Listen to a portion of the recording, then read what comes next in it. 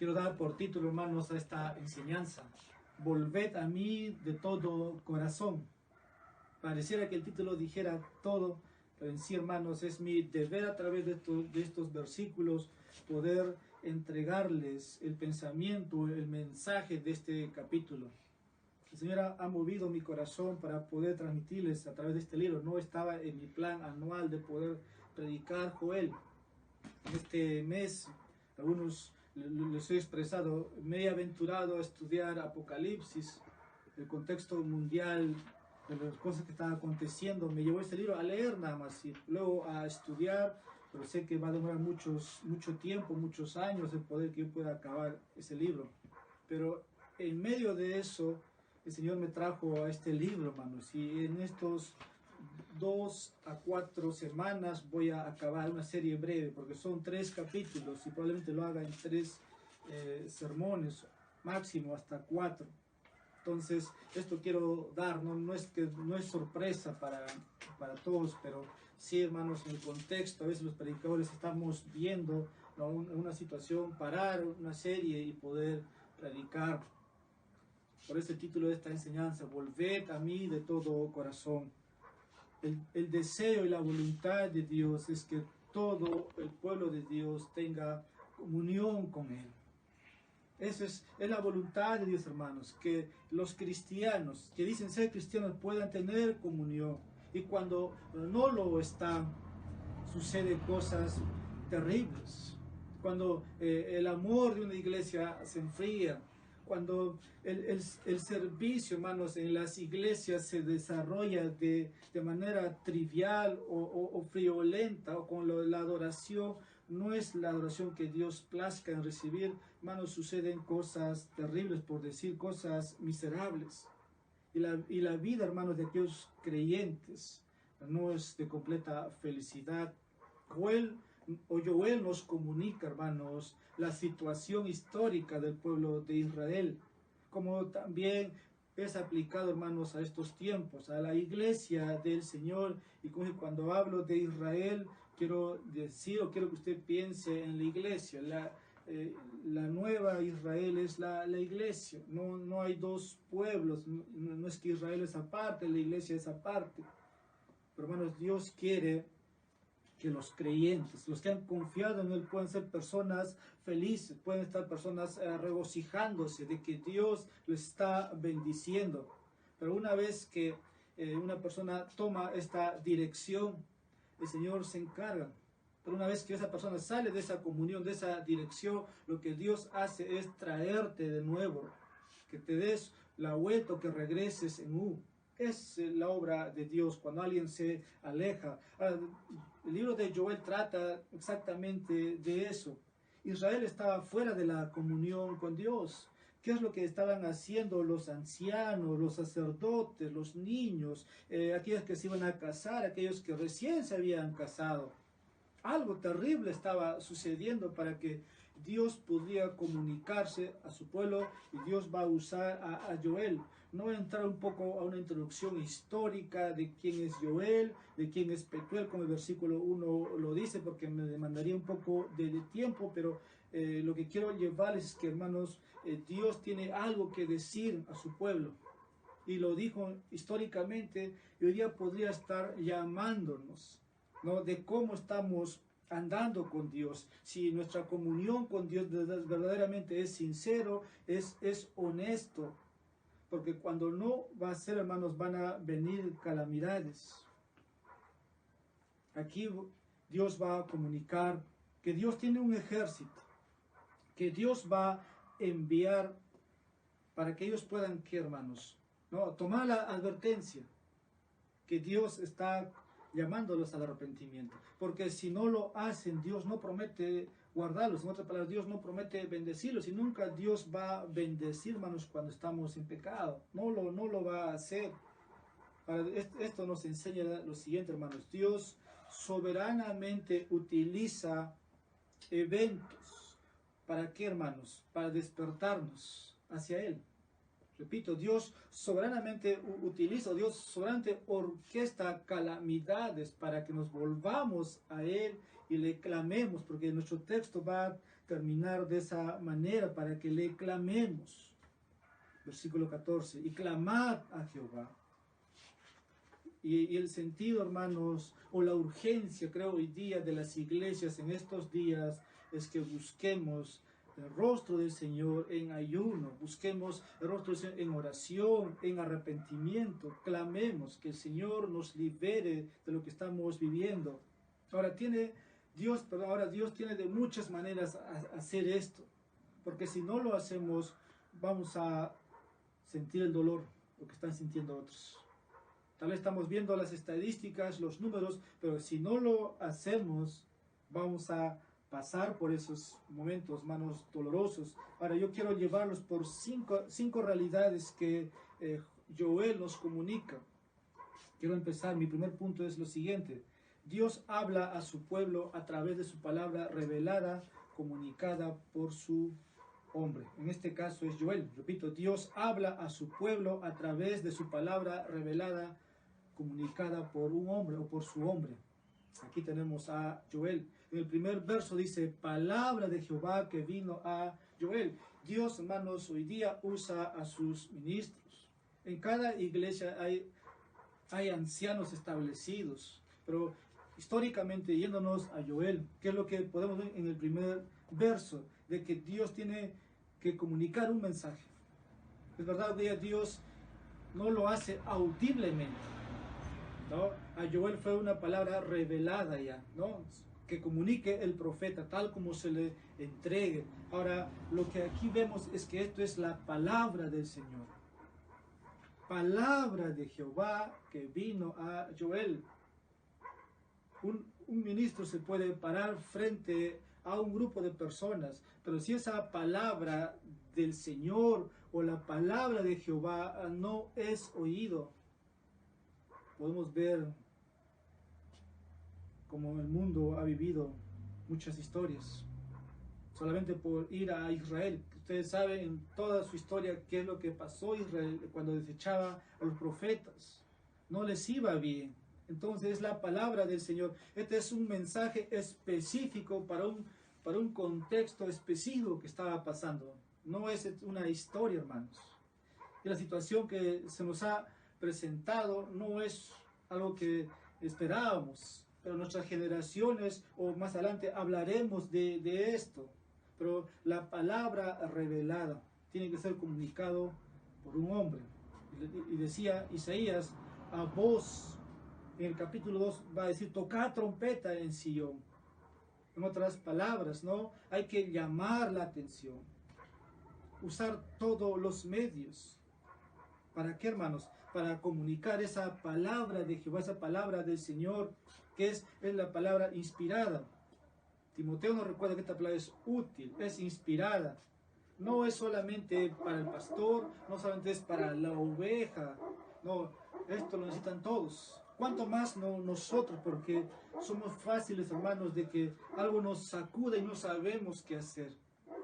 Pero el Salmo 1 nos habla de alguien que está firme. Alguien que está estable, no lo puede mover. Ese es el deseo, hermanos, que yo los comparto a ustedes, que también, ¿no? Que cuando algo se aproxime, estemos firmes, no nos pueda mover. Por eso el salmista va a decir, estad quietos. La Biblia dice, permaneced en silencio. Hermanos, si no tenemos la madurez o no conocemos las escrituras, vamos a correr como perros y gatos por todo lado. No vamos a saber qué hacer. Entonces este es un mensaje específico de Dios. Y las escrituras, hermanos, han sido revelados. ¿Para qué? Para que Dios se comunique a nosotros. Ya no esperamos una voz audible. En estos días muchos han buscado esa voz a través de los apóstoles o profetas o megapóstoles que se les estaba comunicando, pero han desaparecido. No hay una voz. Tenemos la palabra, hermanos, revelada. Falta alguien que lo comunique. Es lo que hace Joel. Aquí es que tomamos, ¿qué hacemos, hermanos? Les decimos lo que Dios quiere que ustedes sepan. El libro comienza entonces de Joel ¿con qué? Con un enfoque en la palabra de Dios. Así comienza. Palabra de Jehová. debe ser comunicado. Ahora, el trabajo de un verdadero hombre de Dios, como dije, es comunicar con precisión la verdadera palabra de Dios. Procura con diligencia presentarte a Dios aprobado, como cantamos. Ese es el trabajo de aquel que quiere comunicar, tiene que traerlo con precisión, con diligencia. Tienes un mensaje específico. Acá Joel no va a traer otras cosas, solamente la palabra de Jehová, no un mensaje positivo. No, el pueblo no necesita eso. La palabra de Dios, hermanos, tiene que ser esa que ya ha sido revelada, esa que ya se nos ha comunicado. Esa sí va a operar. Quiero pasar al versículo 2 y 3, segundo punto. Dios ordena a sus líderes y a su pueblo que escuchen y comuniquen su palabra. Repito, Dios ordena a sus líderes y a su pueblo que escuchen y comuniquen su palabra. Como dice el versículo 2, de esto contaréis a vuestros hijos, y a vuestros hijos a sus hijos y sus hijos a la otra generación. De eso dice.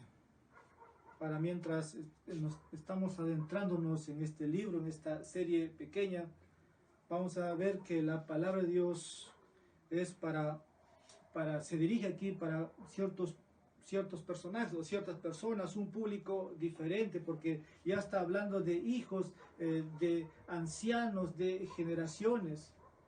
Pero en general, hermanos, la palabra de Dios es para todas las personas. Es para todas las personas. Y Joel va a comenzar aquí específicamente desafiando a los ancianos de Israel. Versículo 2, oíd esto, ancianos. La palabra de Dios aquí va a desafiar, o la voz que se le comunica a Joel va para los ancianos, específicamente para ellos, que escuche estas instrucciones, oíd. Cuando nosotros queremos escuchar, hacemos ese ejercicio de oír o de prestar atención, a escuchar. Ahora, los ancianos en el tiempo de Israel eran hombres, ¿no?, que tenían mucha sabiduría. Y Dios llama atención primeramente a ellos, antes que a los jóvenes o los más muchachos. Estos hombres han vivido, han visto lo que ha pasado en su tiempo por caminar o vivir. Y normalmente estos ancianos eran los que servían, o eran los líderes. Son los que estaban encargados de poder, ¿no?, a otros transmitir. Ellos también dirigían al pueblo de Israel. Ahora es un poco triste que Joel tenga que hacer eso, desafiar a los ancianos a escuchar la palabra de Dios, cuando ellos son los que tienen que dirigir, enseñar. Pero eso es lo que estaba pasando. Dios quiere que Joel comunique a los ancianos, y tiene ese trabajo de hacer Joel.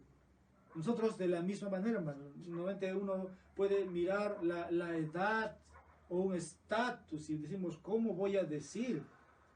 Pero hemos dicho, Dios ordena a sus líderes, a las personas, que escuchen el mensaje y lo que escuchen comuniquen, tal como se nos ha entregado y se ha revelado. Ahora, la palabra de Dios para estos hombres, yo creo que en su momento fueron apreciados. Hablando de los ancianos de Israel, ellos escuchaban, aprendieron, pero en un momento hicieron caso omiso. Y ahí es donde Joel tiene que recordarles. Este tipo de personas tal vez habían dejado ya de obedecer, porque ortodoxamente o conocían en memoria los mandamientos de Dios. Pero Dios no estaba, o no iba a bendecirlos más, porque se habían apartado. Y vamos a ver dentro de un momento, por eso dice, tocad trompeta, comunique, y Dios estaba comunicándose a través de su profeta. Yo sé que no todos van a recibir la palabra de Dios en estos tiempos. Se estaba predicando, pero no todos van a recibir. Pero la persona que recibe la palabra va a recibir la bendición de Dios para su alma. Para eso, hermanos, se necesita la seriedad, como Joel lo está haciendo. Y aquellos que escuchen tienen que hacerlo también seriamente, que viene de Dios, viene de un autor, de una fuente, es Dios. A esto quiero añadir, hermanos, a muchos ancianos de hoy en las iglesias a veces no les importa si lo que están enseñando es la palabra de Dios. Es triste decirlo de esa manera, pero pasa y pasó en los tiempos antiguos. Tal vez muchos preferían escuchar otra cosa que no es la palabra de Jehová. Tal vez escuchar música. Pero Joel aquí les desafía a los ancianos a que escuchen la palabra. Ahora luego desafía a todas las personas de la tierra de Israel a escucharlos. Ha acontecido, dice el versículo 2, esto en vuestros días o en los días de vuestros padres. Pero antes de eso dice, me voy a leer nuevamente, oíd esto, anciano escuchad. Ahora dice, todos los moradores de la tierra. Todos los moradores de la tierra. Ahora llega el desafío para los que habitan en Israel, pero ¿cómo lo contextualizo esto, hermanos, para nosotros? La palabra de Dios debe escucharse, debe enseñarse en todo el mundo, en todo lugar, en su idioma. De hecho, aquí ahora va a empezar a desafiar a través de Joel, ¿a quién? A los ancianos. Empezamos ahí. Pero dice ahí, vuestros hijos, el texto. Dios desafía a los padres, Dios desafía a los abuelos, a los tatarabuelos. ¿Por qué, hermanos? ¿Por qué llamado de Dios? Nos ponemos a pensar. Tal vez de generación en generación estaban contando lo que Dios había hecho, pero ahora se han olvidado de contar lo que Dios hizo con ellos. ¿De dónde vinieron? ¿De dónde salieron? Y de ahí, hermanos, el enojo o la ira de Dios sobre ellos. Cuando dejamos de hablar, hermanos, de Dios, de su palabra, viene el enojo de Dios. Y no nos va a ir bien.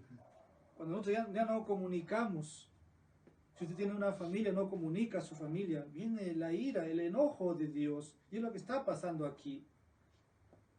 Dios está enojado con ellos. Y Él puede hacer cosas terribles, desastrosas, como vamos a ver, devastadoras en este libro. Ahora, Joel está cumpliendo, entregando el mensaje. Versículo 2 nos dice eso. Versículo 3, como lo he leído, de esto contaréis a vuestros hijos. Ahí la aplicación para nosotros, a nuestras generaciones. Tercero, versículos 4 al 7. Dios ha permitido que sucedan cosas horribles a su pueblo, para despertar a su pueblo y que se vuelva a Él. Esto lo sacamos del texto, hermanos. Es mi tercer punto. Dios ha permitido que sucedan cosas horribles a su pueblo, para despertar a su pueblo y que se vuelvan a Él. Versículo 4. Y ahí vemos, aquí hay dos hechos o actos que son negativos. El texto por sí mismo va a resaltar, versículo 4 y 5, lo que quedó de la oruga comió el saltón. Hasta el versículo 5, en la primera parte dice, despertad. Aquí va a mencionar el versículo, una plaga de langostas había invadido la tierra y diezmado los cultivos, versículo 4 y 5. Es una descripción aquí, versículos 4 y 5, como dije, ahí se mencionan 4. Ha habido muchas interpretaciones, pero creo que los que vivimos acá en Tacna, en Perú, no hemos visto tal cosa. ¿Qué es lo que están haciendo? Hay una invasión de langostas aquí. Yo nunca he visto una invasión de langostas, tal vez de plagas, un tipo de plagas, pero ninguna como las langostas que se describe aquí. Pero aquellos que han estado en la historia, hablando del pueblo de Israel, lo han experimentado.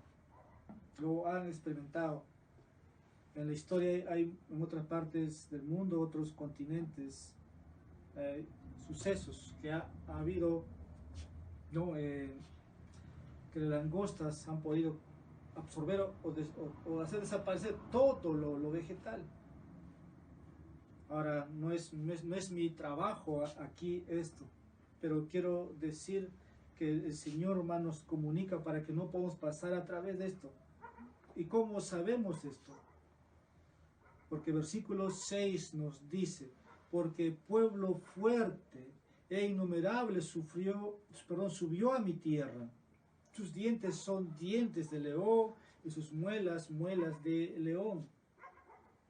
Ahora, esta plaga de langostas ilustra lo que Dios, hermanos, permitió que pasara en Israel. Nosotros no esperamos algo literal en este tiempo, pero hermanos, hablando de devastaciones, hablando de enfermedades catastróficas, hablando de muchos eventos sobrenaturales que puede pasar a la tierra y puede dañar a la creación.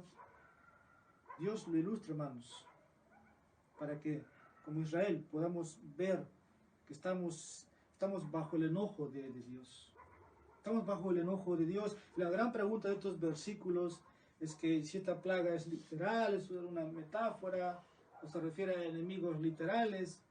Como dije un momento atrás, no me voy a adentrar a eso, pero si fuera literal, hermanos, y Dios envió esa plaga a Israel, significa, hermanos, que todo fue devastado. Como también Él permitiría que naciones o enemigas de Israel devastaran, que los saquearan, que los llevaran, todo esto. Ahora, cuando estas langostas o qué hay detrás de todo esto, es que Dios causó todo esto. No es que es un fenómeno natural. ¿Se acuerda en Egipto? ¿Qué pasó en Egipto? Dios causó eso. En Israel, Dios causó eso. O Dios usó eso. En otras palabras, Dios se hace responsable. Es algo sorprendente. Esto no es un accidente, como dije, no es un acontecimiento inusual de la madre naturaleza. No. Dice un autor, lo más importante sobre el manejo del desastre de Joel es que él ve a Dios como responsable. En realidad, hermanos, Dios está ocasionando esto. Aún ahí, hermanos, se puede ver la mano de Dios. No es la naturaleza. Versículo 5, por eso ahora Joel desafía a quién? A los borrachos. Despertad, borrachos, y llorad.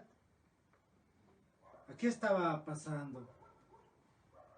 Bueno, los borrachos no están sobrios. Estaban consumiendo, estaban bebiendo. Pero el texto dice, todos los que bebéis vino. Ese todos es plural. Todos, muchos, estaban siendo adormecidos en su embriaguez y no tenían sobriedad de pensar de lo que estaba pasando con su pueblo, con su familia, con su nación. Y Dios dice, despertad, despertad. Nosotros no nos mareamos espiritualmente, sino que la Biblia nos llama a ser sobrios en todo. Sed sobrios en toda vuestra manera de vivir y que no andemos como estuviéramos ebrios. Que hay que pensar de acuerdo a la palabra de Dios. A Dios había permitido también, hermanos, que estos hombres puedan tener el fruto para poder beber, pero ya no estaban usando la razón, simplemente se sentaban, su vida era sentarse a beber, sentarse a tomar, todo estaba bien, estaban alegres. Pero hermanos, esto nos enseña, Dios nos dice despertad, seamos sobrios, algo está pasando a la tierra, es algo serio lo que está pasando. No voy a hablar de lo que pasa en el mundo hoy día, porque yo creo que la mayoría hoy día no pueden ni tomar, ni beber públicamente, porque hay muchos lutos en todo lado, tal vez aquí, pero en otra parte del mundo. Dios está diciendo despertad. ¿Y qué más despertar una vida espiritual que un borracho se convierta verdaderamente? Es algo real. Simplemente se sentaron, dice, a beber. Pero con eso Dios estaba llamando a los ancianos, a los padres, a los tatarabuelos, a todos, hermanos, que se volvieran a Él, porque el día del Señor se acerca. Y otro de los temas del libro de Joel es eso. No solamente es el juicio, el llamado, sino también es el día del Señor. Es lo que el texto no nos dice. Vamos a seguir avanzando, versículo 6. una nación había invadido la tierra y destruido a la gente. Porque pueblo fuerte e innumerable subió a mi tierra. Sus dientes son dientes de león, sus muelas, muelas de león. Y aquí vamos a ver que la profecía, hermanos, se vuelve más aterradora. No solo son animales, sino, hermanos, se vuelve más fuerte.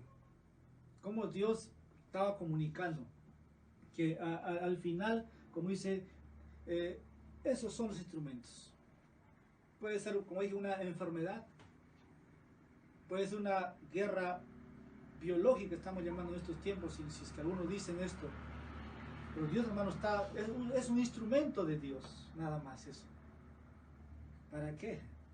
Para que veamos que Dios está en control de todo, que Dios quiere llamarnos a través de eso. Para los judíos esto era algo aterrador. Dios está permitiendo que una nación venga, ¿no?, a invadir a su territorio, y una nación grande. El texto nos dice, sus dientes son dientes de león. Eso habla, hermanos, mucho de su poder, de su fuerza, de los colmillos. Y no solamente le hizo con Israel una vez, sabemos por historia, muchas veces, rey que estaba o nación, ¿no?, pasó muchos eventos. Ahora aquí se ven dos descripciones metafóricas que describen la ferocidad de este enemigo. Tiene dientes como un león, tiene colmillos como una leona. Como dije, solamente describe la fuerza y el poder de sus dientes, que son destructivos. Nosotros a veces nos espantamos de un león, ¿no? Cuando tuve la oportunidad de poder ver a este animal, que dices el rey león, pesa más de 230 kilos, si no estoy equivocado, y a comparación del peso que uno puede tener no es nada a su lado. Y qué de sus fuerzas en sus dientes, sus molares, lo hace fuerte a un león. Bien, es algo metafórico que nos comunica, ¿no?, del enemigo que va a desgarrar su presa en pedazos. En el año 722 a.C., Asiria invadió el pueblo judío. Se puede pensar en la invasión babilónica del año 538 a.C. Se podría pensar años después de Cristo en Roma. ¿Qué pasó con los judíos?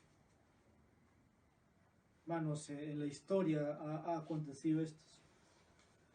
Y solamente Dios está recapitulando la historia para nosotros.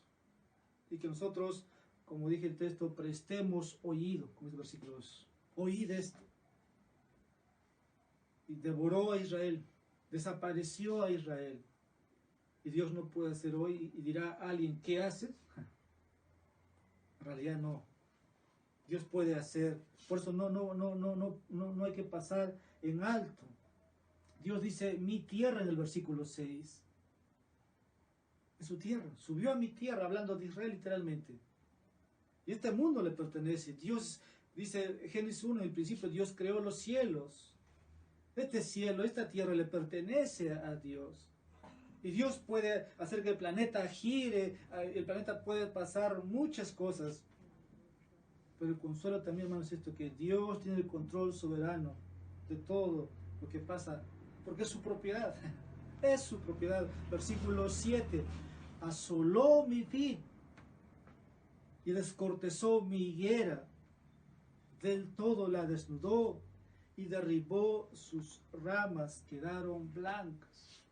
Bueno, tú y yo no somos agricultores, pero sabemos, aquellos que son agricultores, no tener frutos en nada de su producto, de su cosecha.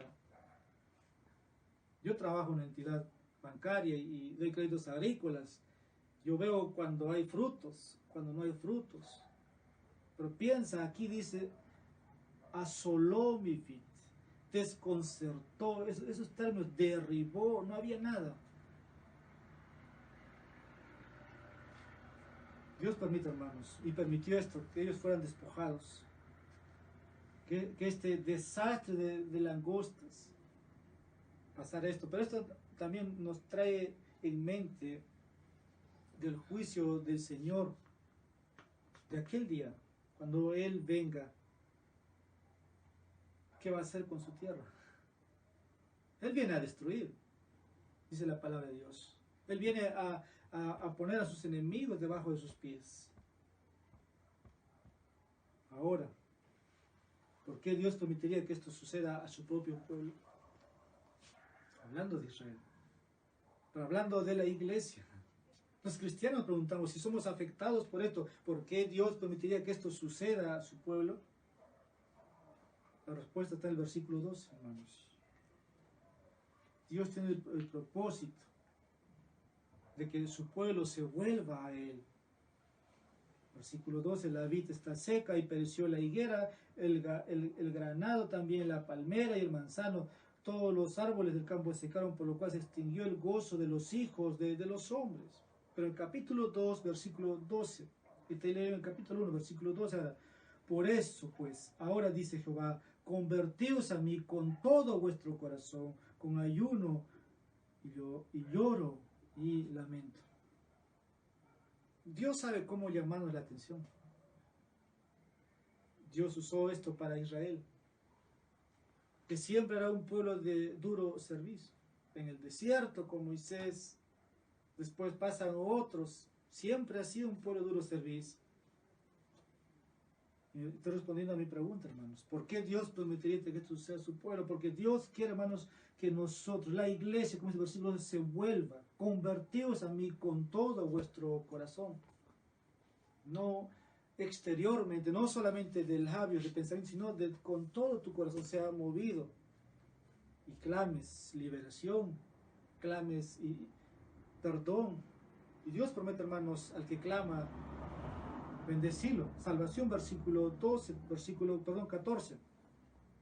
Proclamad ayuno, convocad asamblea, congregad a los ancianos y todos los moros de la tierra en la casa de Jehová, vuestro Dios, y clamad a Jehová. Capítulo 2, versículo 32. Y todo aquel que invocar el nombre de Jehová será salvo, porque en el monte de Sion y en Jerusalén habrá salvación, como ha dicho Jehová, y entre el remanente del cual él habrá llamado. Entonces, hermanos, la respuesta es sencilla para Dios. Está pidiendo que le llamemos. Está pidiendo que el pueblo de Dios pueda humillarse y busque. El pueblo de Dios necesita entonces llorar, y solamente así van a poder adorar verdaderamente. Alguna de las razones por las cuales la gente no podía adorar a Dios es que aquí no había grano, no había vino, no había una ofrenda adecuada para presentar. Versículo 10 dice inmediatamente, el campo está asolado, está en ruinas. Sigo leyendo el texto, se enlutó la tierra. Están de luto.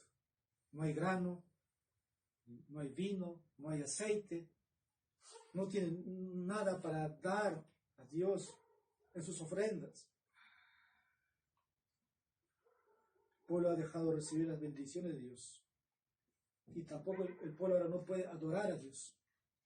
Esto nos lleva a la tercera acción que debe hacer el pueblo de Dios, versículos 11 al 12.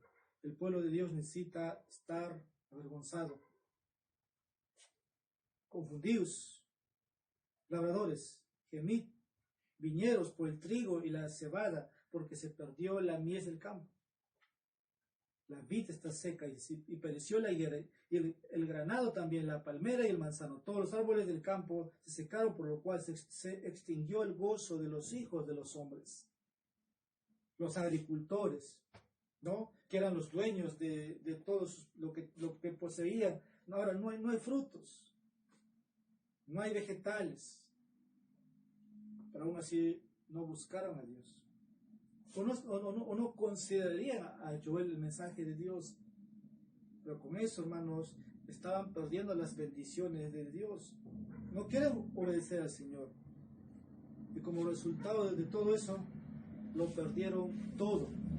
La vid está seca. No hay frutos, no hay bendición de parte de Dios.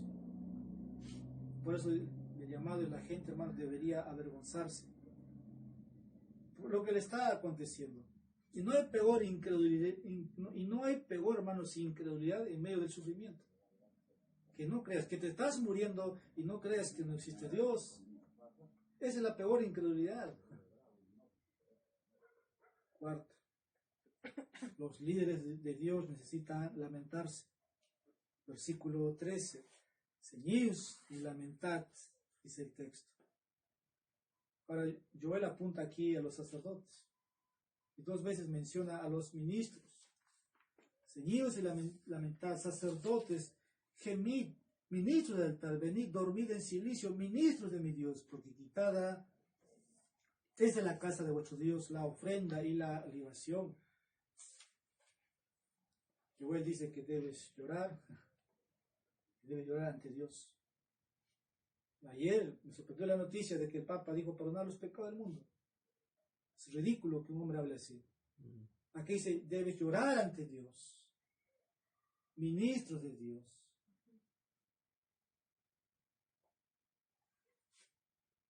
Necesitas entonces, hermanos, hacer esto. El pueblo de Dios necesita hacer esto. Estar en duelo para así volvernos. En vez de alejarnos más. En vez de alejarnos más. Quinta acción. Los líderes de Dios necesitan humillarse. Lamentar, dice el texto. Lamentarse. Para lamentarse es que ha pasado algo. No es que todo está bien. El texto dice, los líderes del pueblo necesitan humillarse ante Dios y pasar la noche en oración. El texto mismo dice ahí, dormid en silicio, ministros de mi Dios. Eso no es poca cosa, hermanos, que Dios esté llamando de esa manera. Ahora aquí no hay ofrendas, igual no pueden ofrecer porque quitada es, dice, porque quitada es de la casa de vuestro Dios la ofrenda de libación. No poder adorar. No poder presentar sacrificios de alabanza para nosotros. Que no podemos abrir la iglesia. El texto dice, duerme, lamentate de noche, dormite en silicio. Pasa la noche en arrepentimiento, hermanos. Es lo que el texto está diciendo. Y habla a los ministros. Aquellos que están presidiendo iglesias. Empezó por los ancianos. Ahora está hablando a aquellos que están encargados. El pueblo de Dios en general, hermanos, al final debe humillarse ante Dios y pasar la noche en oración. Algo ha sucedido, algo espantoso en Israel. Dios está llamando esto. Versículo 14. Los líderes de Dios necesitan tener una ceremonia pública de arrepentimiento. Dice el versículo 14, proclamad ayuno, convocad a asamblea. Esto es algo público, ya no pasa de lo personal o individual. Sabemos que el ayuno, hermanos, es algo que lo podemos hacer personalmente, se puede hacer individualmente. Pero cuando los hechos no es en contra, en este caso hablando de lo que está pasando en el mundo, nosotros, los que podamos, hermanos, unirnos un día para hacer todo lo que hacemos de orar, ayunar, arrepentirnos, podemos hacerlo un día, 2 días, o domingo tras domingo, es algo público. Si usted ayuna y es por pecados, para que Dios le dé fuerza, le saque de ese vicio, es un ayuno personal, nadie lo tiene que saber. Pero este es un ayuno público. Y Dios está demandando aquí que se haga algo público. Los sacerdotes de aquí deben convocar una reunión nacional para adorar y que se puedan volver al Señor. Esto sería una asamblea solemne. Convocad asamblea, dice el texto. Es llamado a la congregación, a la oración. No solamente es un servicio, hermanos, de mucha bulla, muchos instrumentos. Dios específicamente llama a algo. Y estos líderes aquí que necesitan llamar a la gente. El texto dice ahí, a la casa de Jehová. Ellos tenían un lugar específico. Bueno, ya no hay un lugar específico. Jesús dijo, no lo vayamos ya no es en este monte ni en este monte. Pero lo hacemos un lugar específico. Si ya no estamos en este lugar, hermanos, es para buscar. Porque el Señor nos está moviendo algo. Y lo estamos guardando en obediencia. No solamente venimos a cumplir, como hemos visto en Isaías 58, ¿no? Sino que estamos aquí, hermanos, porque queremos que Dios vuelva su rostro a nosotros, que no nos dé la espalda y que tenga misericordia. El pueblo de Dios necesita clamar a Dios, versículo 14. Necesita, la parte final dice, hermanos, clamad a Dios por ayuda, por salvación, por liberación, por sanidad. El pueblo tiene que clamar, pero aquí no estaba clamando. Si no clamas, Dios no va a responder. Si no clamas, nadie va a ser salvo. Por eso Crónicas, el relato, el recuerdo nos dice que invoquemos. Los salmos traen ese mensaje, que Dios te va a librar en el día de tu angustia. Clama a mí, yo te responderé. Y hay muchos pasajes, el pueblo se humillar, dice en Crónicas también. Yo iré, clamad a Jehová. Quiero pasar versículos 15 al 20, ya para finalizar, este es mi quinto punto. Dios describe cuán destructivo es el día de juicio de Dios contra su propio pueblo. Repito, Dios describe cuán destructivo es el día del juicio de Dios contra su pueblo. Versículos 15 hasta el versículo 20. ¡Ay del día! Porque cercano está el día de Jehová y vendrá como destrucción por el Todopoderoso. Ahora Dios toma, hermanos, esto histórico para Israel.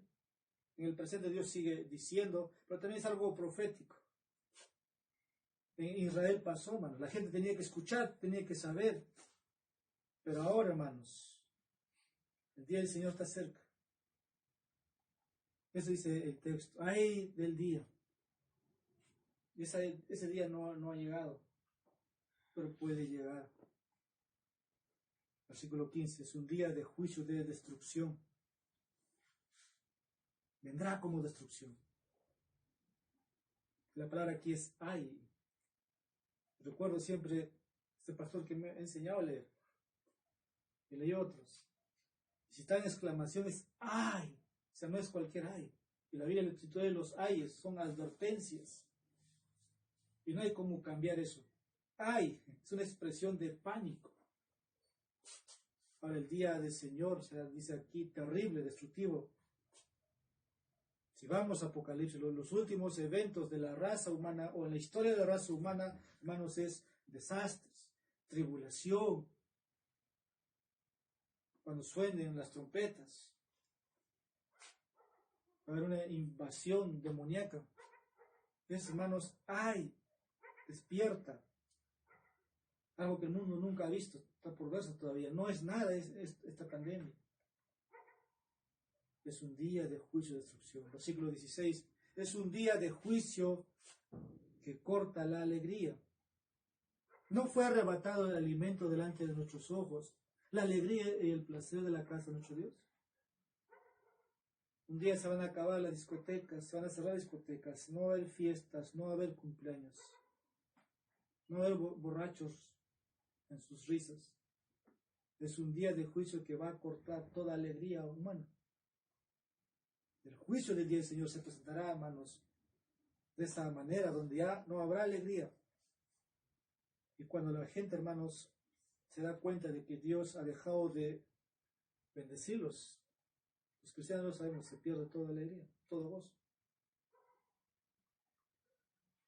Eso lo descubres cuando has pasado por eso. Ahora, el juicio del día del Señor no será un día feliz para nadie. No lo va a ser. Sigo avanzando, versículos 17 y 18. Es un día de juicio que elimina la prosperidad, no solamente la alegría, sino la prosperidad. Dice el versículo 17, el grano se pudrió debajo de los terrones, los graneros fueron asolados, los alfolles destruidos porque se secó el trigo. ¿Cómo gimieron las bestias? ¿Cuán turbados anduvieron los hatos de los bueyes porque no tuvieron pastos? También fueron asolados los rebaños de las ovejas. Todo lo que la gente adquiere para aquel día, cuando venga, pues llegue este día, todo, hermanos, no es nada. No es nada. Ahora, en el juicio del día del Señor, no habrá ricos que puedan llevarse su riqueza. Su riqueza será su propia ruina. No va a haber. Aquí habla sin semillas, sin grano, sin ganado, sin ovejas. Esto debe hacernos pensar como el versículo decía a los borrachos, versículo 5, despertad. ¿De quién será todo lo que atesores? Yo decía al comienzo, cuando estaba saliendo los cierres de fronteras, que este es un llamado para que salgamos de nuestro confort, hablando al pueblo de Dios. Todo está bien, no estamos padeciendo, no estamos sufriendo, de repente aparece el COVID-19.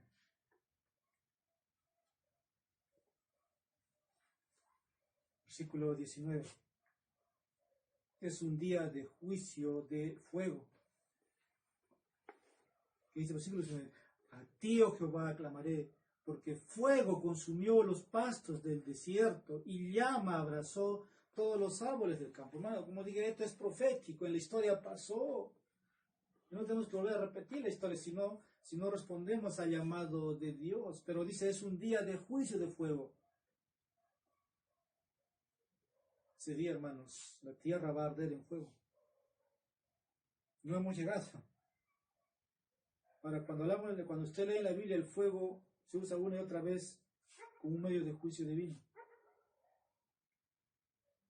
De Génesis capítulo 19, Levítico capítulo 10, Números capítulo 11, capítulo 16, Deuteronomio capítulo 3, Apocalipsis capítulo 8, capítulo 9.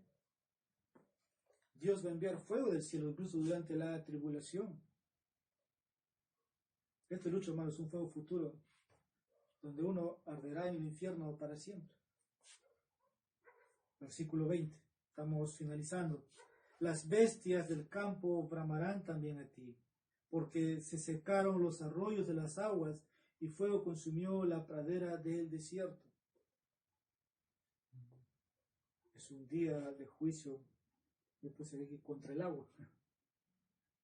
Va no a haber agua. Va a faltar agua, es parte del juicio de Dios. Ahora el libro de Apocalipsis habla de un momento en que Dios literalmente va a pronunciar estos juicios sobre los hombres, usando el agua. El capítulo 8 nos dice esto, capítulo 16.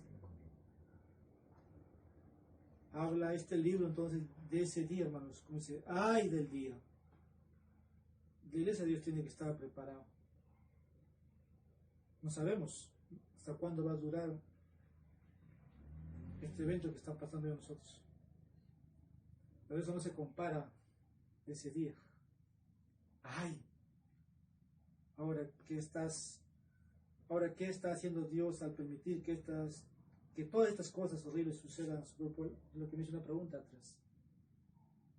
Hermanos, Él está trabajando. Él sigue en su trono. Él está haciendo que su pueblo se vuelva a Él y le clame a Él. Los desastres, las calamidades son diseñados por Dios para que el pueblo se pueda volver, pueda llamarlo, pueda tocar la puerta, como dice Jesús. He aquí, el que toca la puerta, dice, yo lo abro. Dios espera, hermanos, salvarnos. Y debemos pedir a Dios, hermanos, que nos mantenga tan cerca de Él y no esperar que sucedan estas cosas, porque al final vamos a dejar de perder las bendiciones. Hay que volvernos a Dios de corazón. Es el propósito de este libro. Que sea de corazón. Termino solamente, como dice el versículo 13, rasgad vuestro corazón y no vuestros vestidos, y convertidos a Jehová vuestro Dios, porque misericordioso es y clemente, tardo para la ira y grande misericordia, y que se duele del castigo. Convertíos a mí, dice el Señor, con todo vuestro corazón, con ayuno, lloro y lamento. Vamos a orar. Amado Padre, te damos gracias por todas las bendiciones que nos has dado hasta aquí. No merecemos nada, Señor, somos indignos, somos pecadores, pero en tu gracia, Señor, nos has bendecido mucho. Cada día, oh Dios, nos bendices. Señor, no necesitamos que llenes nuestros tesoros para poder adorarte. Podemos adorarte, oh Dios, en toda circunstancia. Y ahora, Señor, tú nos enseñas que a través de esta crisis, a través, Señor, de este evento que a todos, Señor, golpea, enluta, nos mandas a adorarte en medio de todo esto. Cumple todo propósito de nosotros, oh Dios eterno, y te apiades de nosotros, de nuestras iglesias, de nuestras familias, pero sobre todo, si no lo hacemos, ay de ese día. Anhelamos, Señor, y pedimos que regreses, que vengas por tu pueblo. Pues si es necesario, Señor, que a través de esto seamos santificados, a través, Señor, de esto seamos perfeccionados en temor, en santidad. Padre, sea tu voluntad. En Jesús te pedimos todo esto. Amén. Hermanos, esta es la palabra del Señor.